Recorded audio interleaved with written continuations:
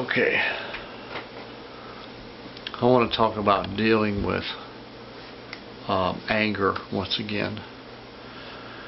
And I want to take it from the same place that we were talking before, where Jesus made a small scourge of cords, or he plaited a small scourge of cords. Now, and the reason I want to do this is because I got to thinking about what he could have done. Here's Christ, who was with the Father on the day of creation, called down the fire in the days of Elijah. He helped hang the sun in its place. He made the stars. He guides lightning with his fingers. When he sent the fire that burned Sodom and Gomorrah, created hell itself. Now this is, what Christ could have done was nothing compared to what he did. He could have called fire down and burned them to a crisp. He could have hit them with a couple of lightning bolts they would never have forgotten about.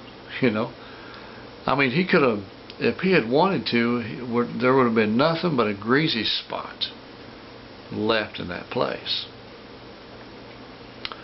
And Christ was teaching us to exercise control. He told the one disciple there that they said, "Let us call fire down from heaven and burn them and consume them." Actually, I think was the word they used. And Jesus said, "You know not what manner of man that you are of." And he was telling them to have peace. He called the preaching of the word the gospel of peace. And that doesn't mean that brutish men doesn't need to be answered. They do. David answered a brutish man and in his time, and he didn't get all out of whack when he answered him, but he answered him promptly. Poor fellow died before David ever got there. But you'll find out when you answer in control, you always leave a reserve, because you don't ever go out to take revenge, because revenge belongs to God. You go out and use the example of Christ.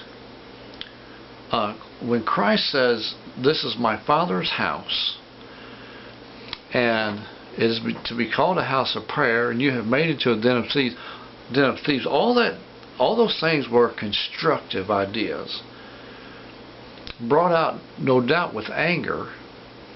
And he ran the sheep out and turned the tables over of the money changers, of the men that sold the doves. And he got right to the point of everything that was wrong.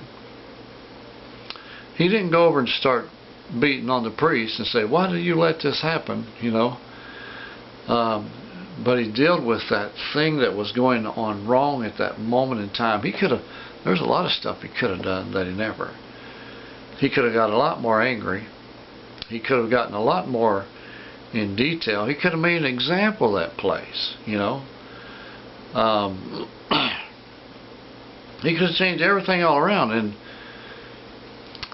and truthfully he did, but not there that day, because Christ never lost sight of the big picture of what the Father wanted him to do, wanted him to accomplish his will. Didn't want him to accomplish the angry will of one who wanted to get his agenda across right at the moment.